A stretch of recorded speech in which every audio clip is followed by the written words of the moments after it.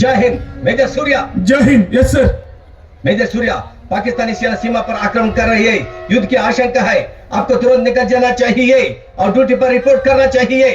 You have been made the commander of this army mission, you should go immediately.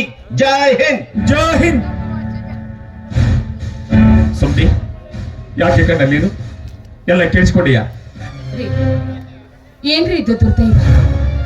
ಹೆಂಡತಿ ಮಕ್ಕಳ ಜೊತೆ ಸಂತೋಷವಾಗಿರ್ಬೇಕು ಅಂತ ರಜೆ ಹಾಕಿ ಬಂದಾಗ್ಲೆಲ್ಲ ಏನಾದ್ರೂ ಒಂದು ತೊಂದರೆ ಆಗ್ತಾನೆ ಇರುತ್ತಲ್ಲ. ನಿಮ್ ಜೊತೆ ಸಂತೋಷವಾಗಿರೋದು ನನ್ನ ಹಣೆಯಲ್ಲಿ ಬರ್ದೇ ಇಲ್ವಾ? ಇದು ದುರ್ದೈವಲ್ಲ ಕಡೆ ಸುದೈವ. ಎಲ್ಲರ ಬಾಳಿನ ಇಂಥ ಅವಕಾಶ ಒದಗಿ ಬರೋದಿಲ್ಲ. ಆರ್ಮಿಯಲ್ಲಿ ನನ್ನ ಹೈಯರ್ ಆಫೀಸರು ಈ ದಿನ ಗಂಡರ ಪರಾಕ್ರಮ ವಿಶ್ವಾಸ ಇಟ್ಟು ಈ ಸಲ ಮಿಸ್ಟರ್ಗೆ ನನ್ನನ್ನು ಚೀಫ್ ಕಮಾಂಡರ್ ಆಗಿ ಮಾಡಿದ್ದಾರೆ.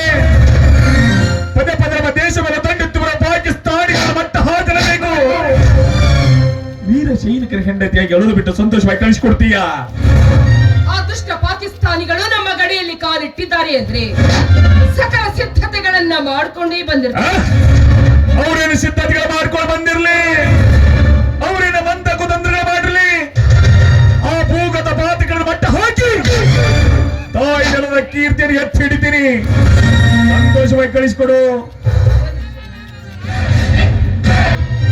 ಆ ಭೂಗತ ಪಾತಗಳನ್ನು ಮಟ್ಟ ಹಾಕಿ ಅವ್ರನ್ನ ಹೆಡಿಮರಿ ಕಟ್ಟಿ ಯುದ್ಧವನ್ನು ಗೆದ್ದು ಭಾರತ ಜವನಿಗೆ ಎತ್ತಿ ಹಿಡಿತೀನಿ.